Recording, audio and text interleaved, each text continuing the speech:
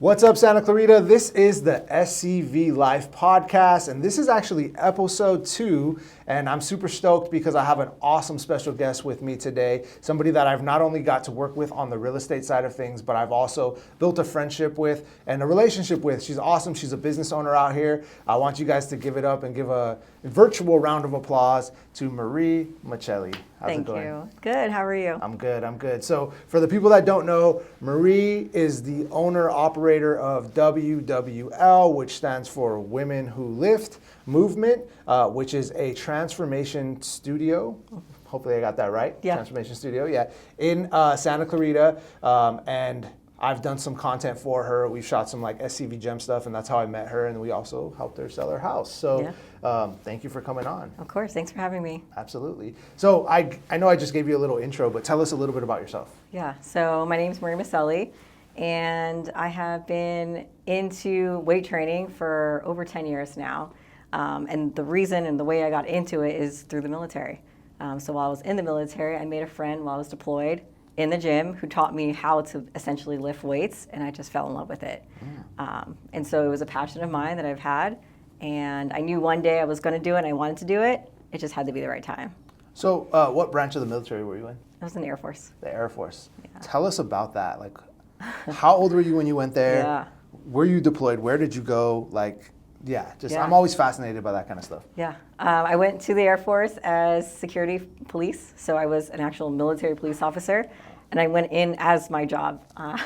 So when I graduated high school, I actually wanted to be a police officer. I wanted to be in the SWAT team or like a detective. And I applied for different local authority places, and I went through like the ASVAB test and all these things, and I did really well. And I would get all the way to the end of the hiring process, and they would always hire someone who at that point had their degree, had a friend in the department, or prior military. So after a few years of trying and failing and not getting anywhere, I thought, well, you know what? Maybe I just go in the military. So I went into the Air Force as military police. Wow. And they took me right away. So I signed up for it, and within 4 weeks, I was off to basic training because it was a high demand job and not many people came in wanting to be a police officer. So I went into the military as a military police officer. I went to San Antonio, Texas for my boot camp. At that time, it was 8 weeks long. And then I went straight into my actual training. So my training was 16 weeks long as a military police officer. So I went through that, and then I got stationed in Tampa, Florida. Okay. And I was there active duty for 4 years. So within the 4 years of being there, I deployed to Iraq, I went to Qatar, and then I did some other TDYs. I went to like Alaska and some other places. So it was definitely an experience for sure. My first deployment, I went to Iraq, and I thought, I signed up for the chair force, not the Air Force. Why am I deploying with the Army right now? So it was, I felt a little unprepared in the sense that I didn't realize I would actually go to like those kind of combat locations based on discussions with the recruiter and kind of where the job would go. I had friends that were in the Air Force, and they went to places like Germany and Italy and Portugal, and I'm like, I'm going to Iraq. Like, fun vacation this spots. This is not what I signed up for. But at the end of the day, it built kind of who I was and who I am and how I see life. Man, that's great. I mean, I want to get back to how you see life and how it built you up, but I'm curious. So were you as fit as you are now when you first got there? No. So that 16 weeks was like intensive. It was intense. I was very athletic as a kid. I loved being, I did soccer, I did basketball, I did karate. And the most, I would say, like girly thing I did was gymnastics. Otherwise, I was pretty much more of a tomboy. And I grew up in a household where I had a Puerto Rican mother and an Italian father. So we ate a lot of pasta, we ate a lot of rice. Gotcha. And then during that time, it was like, you finish what's on your plate. So the thing that kept me healthy and fit was when I was younger was those sports. So once I transitioned out of high school and I got into my older ages, I didn't do that anymore, and I continued to eat the way it was, and that's when really my health kind of started changing. But at that time I was young and I didn't really think too much about it until I went into military and into basic training, and I was like, oh wow, I'm really out of shape, having to run, and it was really like running, push-ups, sit-ups, rucksack runs, like you're putting on backpack full of sand and you're trying to run up a mountain. And it was very challenging for me. But I came back and out of basic, and my family was like, oh my God, did they feed you? Like, I lost so much weight and I didn't know just because I was in BDUs all the time. So they were just in shock, and I didn't even realize it either. Because again, you don't really look at yourself as you're going through that. Right. And you're just doing it. So if the people listening want to know like how to lose a ton of weight and get fit, you either go to WWL Movement or you enlist in the military. Yeah. Those are the two ways that you're going to kind of cut all that weight Fast. and build some muscle, I guess. Yeah. Well, running in like the rucksack is really just more like endurance and yeah. cardiovascular. Yeah. So I lost a lot of weight, but I didn't put on any muscle. Got it. That's when you started hitting the benches and stuff. That's when, yeah. Okay. Well, your time in the U.S. military, has it influenced like how you approach your business today? Like, are there any lessons that you learned while you were out there doing that you kind of, I guess, bring into your business today and how you live your life today? Yeah. I identify as like a transformation center because it's more than just getting fit and looking good in a bikini. It's really going to be your mindset. And with the military, you have to really control your mindset to be able to do the things that you're having to do, like go on deployments and see the things that you're seeing and do the things that you're having to do with no questions asked. You have to kind of almost take that aspect out of it and be like, this is what I need to do, this is what I'm supposed to do, and this is how I do it. So at the end of the day, I think that it built me in the mindset that this is what I'm supposed to do, and it built that discipline to be able to do things like compete in bodybuilding competitions and learn that mental toughness of pushing through and pushing heavier weight because you physically can, and you just have to take the mindset that you can't or that you shouldn't, and you just do it. Yeah, no, I like that. Your bodybuilding stuff, like, how'd you get into that? Like, what was the... Yeah. Like, we didn't even mention that, but she's a bodybuilder. Like, you go on her Instagram, she's got like poses of her. Like, how'd you get into that stuff? Honestly, when I went on a deployment, I had never been in a gym before in my life. And all I knew, from soccer, basketball was running, push-ups, doing the kind of calisthenic things that you do. Right. I never got into a gym before. And I'm on deployment, and there's nothing to do, and they have an NPR and like a gym, and I would just go into the gym and I would just run. And then I would see like, some girls lifting weights, and I'd be like, oh, I want to do that, but I don't know how. And I made a friend, and he was a professional bodybuilder, also in the military. And he's like, I'll teach you. So he basically taught me everything I learned. Oh, wow. And that's how I learned how to strength train. And I was like, once I learned, I was like, running on the treadmill, getting on the bike, nah, I'm good. Like, I'm going to hit the weights now. Yeah. And the way I saw my body transform was nothing like I'd ever seen before in my life.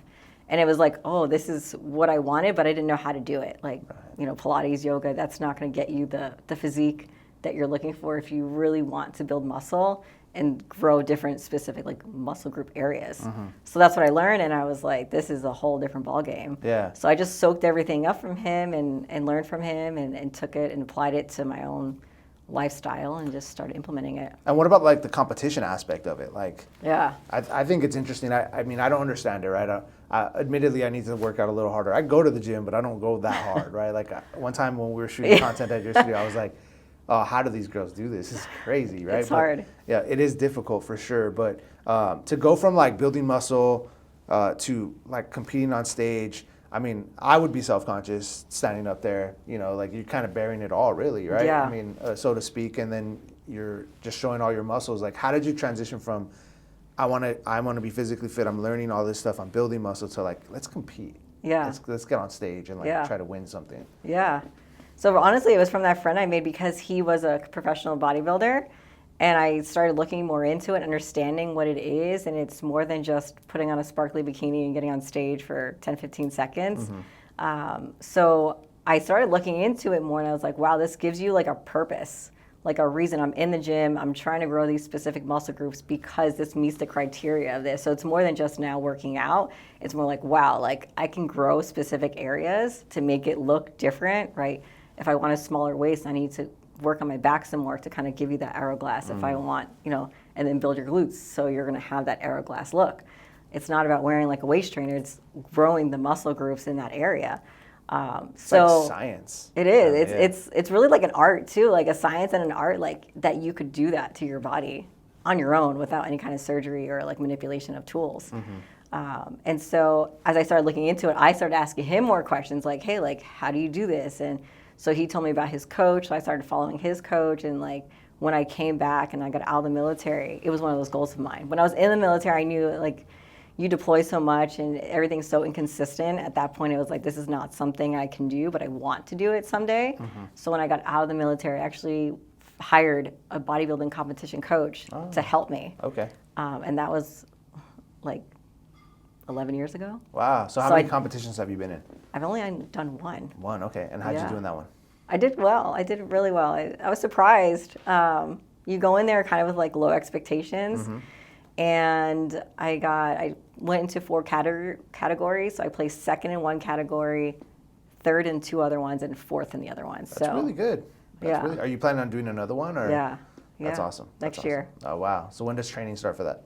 I've been in training. Okay, you're in it. You're in it. It's I've been in training for about a year and a half now. Okay, cool. Yeah. Well, that leads me to WWL Movement.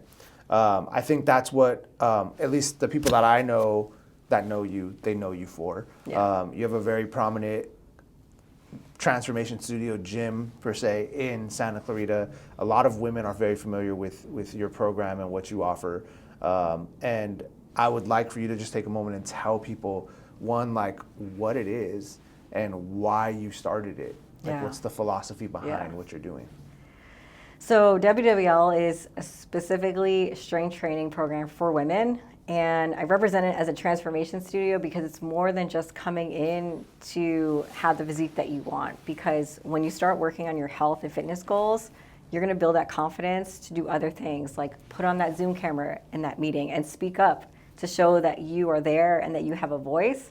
You're going to be more likely to go after those goals that you have, maybe buying a house or starting your own business or growing your family. And because once you start that, exercise releases that inner endorphin, so you feel good and you want to pursue those dreams, right? So it's more than just coming in and getting a workout and leaving. I'm here to coach you, to adapt the lifestyle. So my philosophy is not like, here's a meal plan, you need to eat every 3 hours, and this is what you do, and this is how you're gonna lose weight. No, it's more like, let's sit down, what does your day look like? When can you eat? When are you hungry? What do you like to eat? And now make those changes that are gonna help you adapt for sustainably for life. So more than just eat 5 ounces of chicken and a cup of rice and some broccoli and you'll lose weight.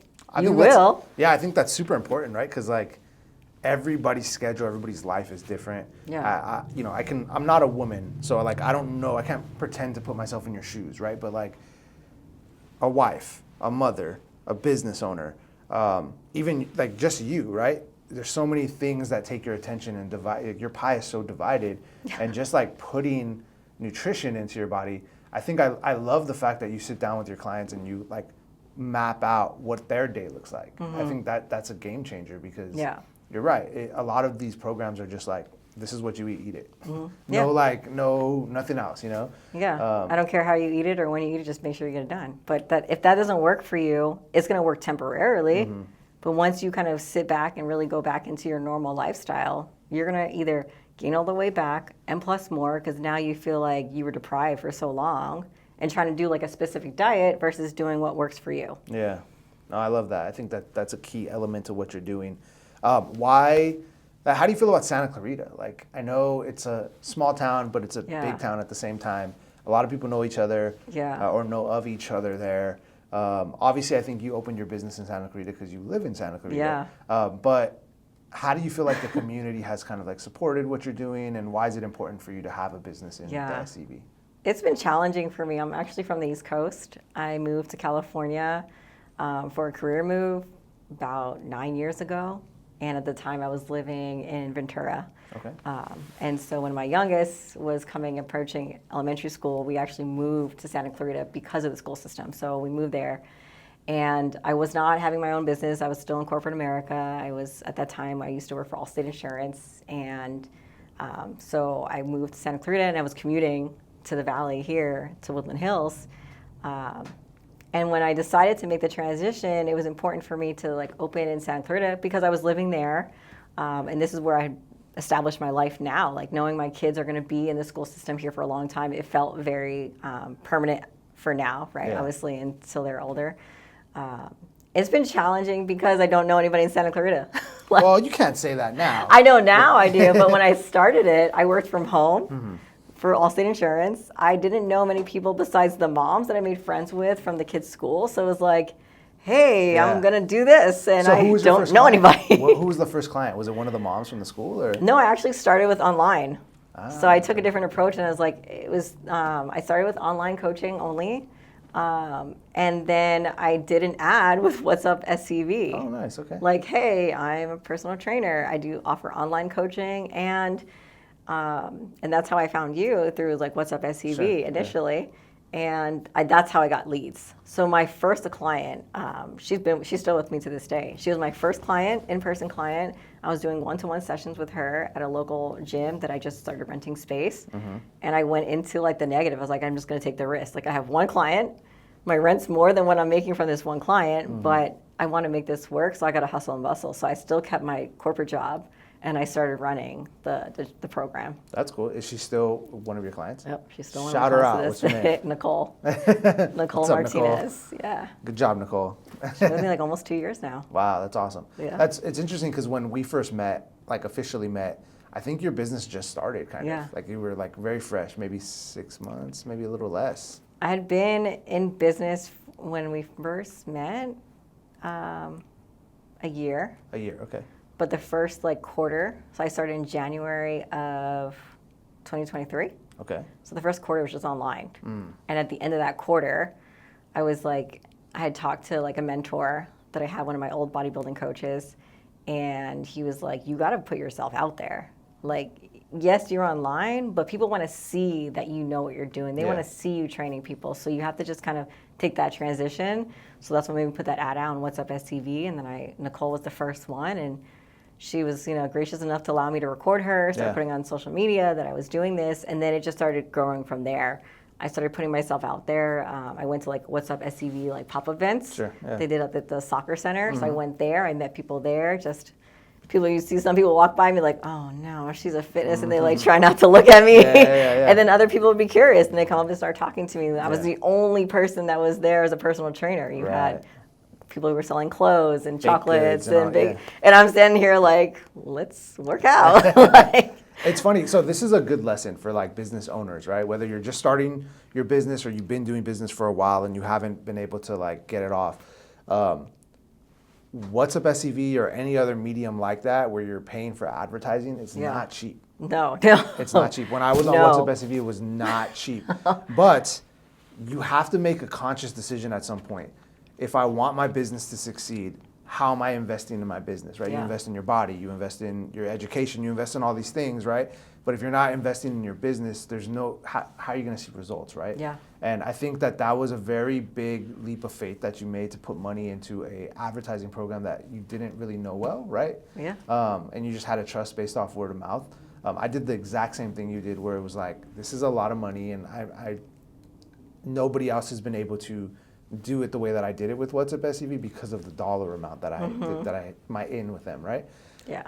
But for me, it paid off tenfold because I've gotten tons of clients just based on branding through them, right? Yeah. And I think, I don't know if you would agree with this or not for you, but I mean, even just getting that one, in the long term, you said it's been 2 years. Yeah. I don't know what your clients are paying you monthly, but I feel like maybe that has paid that off. 100%. Running the ad was much more at the time. I was able to do it because I was keeping my corporate America job, and I have a supportive husband, so he was all about it for me pursuing my dreams. And it's like, okay, at this point we have to make some conscious decisions. We're going to pull back on eating out. We're going to pull back on doing this because I want to pursue this dream.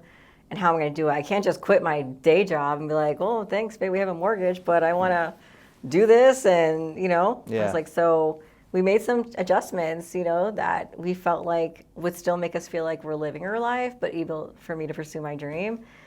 So that one ad, I don't want to shout it out, but it was expensive. Right, they are expensive. And exactly, it paid off. I took a risk. It paid off. That one client that I paid that one ad, I've definitely exceeded what I, paid for that one ad. And then doing the pop-ups again, it wasn't something that was, a cheap price tag to show up hoping that I might get some interest or some leads or even, best off like a client join. Yeah. And the first one I did, I got 4 clients. There it is. So That simple. So if you were to give advice to, let's just say a woman, right? A woman starting her own business, maybe not a fitness, transformation studio, but any type of business, what would be like your one piece of advice? Yeah. As a coach that you are now, like what would you give them if you were like also a business coach? Yeah. You have to believe in yourself. You have to. Because no one else is going to believe in you until you can show the proof. Yeah. You have to take the risk. Let me Even tell if you feel like you're going to fail, at least you tried. Yeah. At least you tried. You have to. It's so funny, like, because you brought up what's up SU. It's just interesting because I was remembering when we did that, when we started partnering with them, like when my business started partnering with them.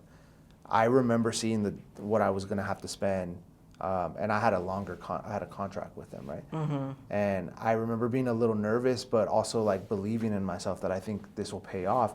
But for a month, I had on my screensaver on my computer. It said no hesitation, just do it, something like that. I think I had a curse word on there, like just do it. But it was basically I was saying, don't hesitate. Like the more you hesitate about doing these type of things, the longer you're gonna, it's gonna backfire. So I love that. I love that a lot. I think it's very key advice, especially for these business owners out here, and I'm glad you're able to share something like that. Because I think, in my opinion, you've been in business 2 years now. I feel like you've turned that tide a little bit, and now you're like kind of on a success path. Yeah. Right. And if you can get past that 2-year mark, now it's just all just keep building and building and building, and you're there already. Yeah, actually. I'm super grateful. This January of 2025 will be 3 years. 3-year mark. That's great. 3-year mark. That's great. And Santa Clarita is not an easy town to build business in. It is a good town to build branding in, but to get people to kind of come in, and you really got to be a personable person who's connecting with people. And I think you do that. Yeah, thank you. I think you do that. So as we mentioned earlier, we met. Obviously, she saw some stuff that I was doing on social media, and she reached out to me. And I remember, I do remember the first time you reached out. It was like you responded to something, like an ad or something that we had. And it was pretty quick. You were just like, hey, I need to sell my house. Like, I'm ready to sell. I'm like, okay, cool. So I went and I met you. And that same month, I think you were opening your new location, right? Because I remember going to your party. Location. I remember going to your party for it. And so it was just like very fast, very quick. Yeah. What was your experience like with that home selling process? I know selling a house is very stressful. Yeah, it's super stressful. You made it really easy. We had, before we sold that house with you, we had another house that, what I call like our starter home that we purchased in Santa Clarita in the Saugus area. It was a very small, like modest home, but it was what we could afford. And we knew we wanted to be in Santa Clarita just because of the school system. So we got, the house that was near the school that we wanted to be in the school system. And COVID hit, and the house was really small and it felt really small during COVID. And at that time when COVID hit, I was hybrid. So I was going to the Woodland Hills office a couple days and only working from home 1 or 2 days. So I wasn't there that much to feel it. But then when COVID hit and everything shut down, I became fully remote with Allstate. We have now my son, my daughter, myself, my husband in this home where you could feel it. And so we wanted to grow. And during COVID, it was like an insane time where like I actually had job security because I was cybersecurity in Allstate. My husband had a very secure job in the health field. Obviously, he wasn't going anywhere. So we were able to take advantage of really super low interest rates, got the house for a really killer price with like big hopes and dreams. So I think we went from really small to really big. And then we're like, oh, wow, this house is really big. And we had like... House. It was a huge house, and we had these really big aspirations of like remodeling it. Me personally, like I love Joanna Gaines, and like I would watch like Fix Her Up, and I'm like, we're gonna fix it up, like. And then you get the numbers, and you're like, oh wow, this is not what you think it is, and it actually was gonna cost us way more money up front to fix it the way we want, and it was gonna take a really long time. And at that time too, I was like, okay, we can either go this route and like make the house we want, but it's just a house, or I can pursue my dreams. So we made the decision. I remember the ad that you posted. It was like, do you want to know how much equity is in your house? And I put yes. That's what it was. And you responded like immediately. And I was like, oh man, this guy responded like instantly, like seconds. So I was like, he's on it. And that's just like led the conversation. And then from there, it was just smooth sailing. Like you came in, you gave us, you came in prepared. And I think that was what I appreciated the most because I did speak to other realtors, and I let you know that I'm going to talk to other realtors too. But you came in prepared. Like you came in with the numbers, like what you would sell it at, and you came in like ready to go. And then some of the other ones I spoke to was like, oh, well, we can sell it, yeah, maybe we can get you this price. And I'm like, did you have comps? No. Like, well, when we get there, if you decide to move forward, I was like, no, like, I want you coming and prepared, knowing what you're going to do with the sale of my house. Like, that's going to help me make the decision. So the fact that you came in, like, straight on point, like, ready to go, I was like, oh, this guy's ready. Like, we need to do business with him. I love that. Yeah. I think, like, when I met you guys, I knew right away, and this happens with a lot of my clients, is like, I knew, oh, these are good people. Yeah. Right? And I think good people recognize good people, and it was like, okay, they're honest, they're upfront, this is what they want, this is how I think I can help them, and it makes the job easier when I look at things that way. And then I always look at life as like opportunities, like in a sense, like not opportunistic, but like, all right, what do you do? Yeah. Right, what do you do? Yeah. Like, how can we help each other? You know, and that's super important. And I do that with almost all my clients, is like, I try to figure out who they are as people. And I think that makes everything go a lot smoother. Even when sometimes, you know, real estate transactions or just things in life, there's problems. Your sale, we opened escrow and then we fell out of escrow, like literally a couple weeks later. And it was like, okay. You hustled. Yeah, what do we do next? So we You just call hustled. every single person who ever walked through your door, and we got somebody back like that same week. But I think that the relationship building that we had gave me a little bit of grace to, like, when that fell out of escrow. I mean, there's nothing we could have done about it, but you trusted me to say, like, you'll get it done. Yeah. You know? And you allowed that to happen. So thank you for that. Thank you for trusting me. Thank you to your husband as well. Yeah. No, I totally agree with that. Like, I think you know good people when you know good people. And for me, like, the nail on the head was when you and I were just having like a regular conversation. You told me how you used to be a pastor. And through COVID and other experiences in my life, I went through a lot of trauma, PTSD, anxiety, depression. And I never grew up with religion. Like, I would only know it when I would go visit my grandparents in Orlando. And my grandmother was Catholic, and I would go to the Catholic church, and I'm like, what is this? Like, I'm not experienced with this at all. So I kind of strayed away from religion for a long time. And then when I'm in the military, I started finding it because it was a way to get out of basic training, to be honest with you. Oh, wow. If you on Sundays were religious, you get to go to church. You didn't have to do basic training. So I was like, oh, I'm religious, I'm going to church. Yeah. And it was a non-denominational church. And I just started following religion and going that path for a long time in the military because of the hard things that I was having to do and see. I leaned into that. And then when I got out, I kind of fell out of it. And then through COVID, I went through another time in my life where I call it my midlife crisis, even though I was in my 30s. And that's when I wanted, like, I need to pursue my dreams. I can't do this no more. And I fell back into following and following Jesus. And so when you said that, it was like a sign for me. I was like, man, this is it. Like, he came prepared. Like, this is a sign from God, and I need to just run with it. That's awesome. Well, you guys were great to work with, and I appreciate your kind words too. Yeah. Don't feel bad. I think a lot of us had our midlife crisis during COVID. Yeah. We were just at home like, oh no. Yeah. Oh no, I can't do this anymore. I think so. During COVID, my kids always make fun of me because I was, as you mentioned, I used to work at a church, and during COVID, our church shut down, and I was at like a mega church, like a really big church. And I was overseeing a smaller campus in Woodland Hills where you used to work. And that campus shut down during COVID, like pretty much indefinitely. And everyone was laid off. Yeah. And I was a little bitter about like how all that played out because I felt like we could have done things differently. But so that little chip on my shoulder, my kids make fun of me because during that COVID period, it was like a year and a half where we were just at home. I grew out my beard, I looked like a hippie. I grew my hair out, and I had my hair braided like 60% of the time, you know? And my kids always make fun of me. They're like, dude, what happened to you? You know, like, you were so weird during COVID. And I was like, I don't know, I was just at home. Like, but that's what got me on my real estate journey, because my wife is a transactional, so she's in the business. And I was watching her like work during COVID, and I'm like, wow, these real estate agents are so dumb. Like, they're really, really dumb. And she's like, yeah, like, you do really well if you got in the business. So like, I got in during COVID and just, cut my hair and trim my beard down a little bit, try to look more presentable, but it was fun times. And so I'm glad you responded to that ad. Yeah, changed a lot for me. And also that point was just like sink or swim. Like, I want to do this. We had equity in the house. It's kind of almost like my security blanket. I felt more comfortable taking that leap and opening my own gym, and that was the goal. Like, I have right now a private studio inside a facility, But it was like, this is the first step. I was at the place where I was at before. I was just renting, like as if I was a personal trainer, and trying to do small group training and one-to-one training. And I was very limited on what I could do there, just based on, you know, how they wanted to manage the gym. And so I got to a cap and I was like, well, I can't grow anymore. So at this point, I either have to get my own space or just adapt to the fact that this is my cap. And I didn't want to adapt. So I was like, no, like, I want my own space. I want to be able to grow. I want to be able to help as many women that want the help, that want to come through these doors. I want to give them a private space because it was open. You know, it was men around. There was other women around working out. It was like a very heavily like powerlifting gym. So the guys would be like, and grunting and yelling.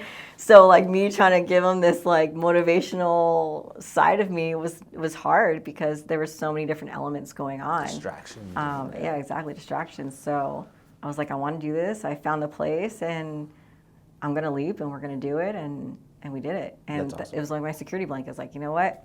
Sell the house, cool. We got the equity we need to like feel comfortable that we have like a security blanket. Yeah. And you know, I just run with it. Yeah, no, I love it. I love it a lot. That's kind of the only way you really can function is by jumping in, you know, head first, diving in. As we're kind of moving into this next season of life, right? What's on the horizon for you and your business? Like, do you have any big goals for this upcoming year and the future? I dream big. So the next goal is to like have my own private, like actual gym for WWL, where it's like right now I'm renting space, it's studio space inside a commercial gym. Someone said it best the one day, they're like, oh, it's kind of like a Salon Republic for gym. Like, yeah, it kind of is, yeah, that's you know? exactly what it is, It's a commercial gym, but they also rent spaces. They have studio spaces that you rent out, so I rent a private space. But again, it's one of those things where, you know, there's some hurdles and there's some caps there, and I want to be able to have more say in how I manage the building, manage the space, and how I can be able to grow. So that's, you know, the goal. That's the big goal, is have WWL private women's gym. So I try to think of it as like, if you remember Total Body Fitness, it used to be an all women's gym, which doesn't exist anymore. Yeah. Something like that, where like there is an actual commercial space of gym that you could use for women only. And then there is still the group training available. So my like hopes and goals is always never to keep a client forever unless they really want to. You know, like my one client's been with me 2 years and she loves it, and I love that she's with me. But that's not my goal. My goal is to help you sustain and build that life. And you know, if you feel comfortable and you want to, go on your own. And now you're comfortable going to the gym. And I think there's still that intimidation that women have, is like going into the gym by themselves, even no matter how many tools I've had it. And I actually have a couple stories about it. I've had 2 women leave the program, felt like they were ready to spread their wings, and come back. They came back, yeah. And they're like, I went back into the gym and I was like, oh no, like these guys are looking at me, they're making weird faces, they're making weird sounds, I don't like it. And they just wish that they had like an actual private gym just for women. Right, yeah. So what would be your, like, if you had like a 30-second elevator pitch, because obviously in order to grow like that, to have your own space, you need to have more people, right? Yeah. So if you had a 30-second elevator pitch to a woman out there to pitch who you are and why they should reach out to you, what would that be? Tell them right now. Ultimately, my goal for women is to help you transform your life, not just your physical aspect of it, but your actual entire life. And that's going to start with your health and fitness. So when you start taking control of your nutrition and your workouts and your daily regimen, that's going to build your life. So if that's what you're looking for, to really take control of your life and progress in life besides your physique, and grow your business or grow in the corporate ladder, grow that family, go after that relationship you're looking for, like this is the place for you, because that's what you're going to get. We're here to empower you, and not only you just have me, but you have a community of women that are on the same path, that are going to be there to support you and clap you and help you get to where you want to go, and then cheer you on when you get there. I love it. So reach out to her.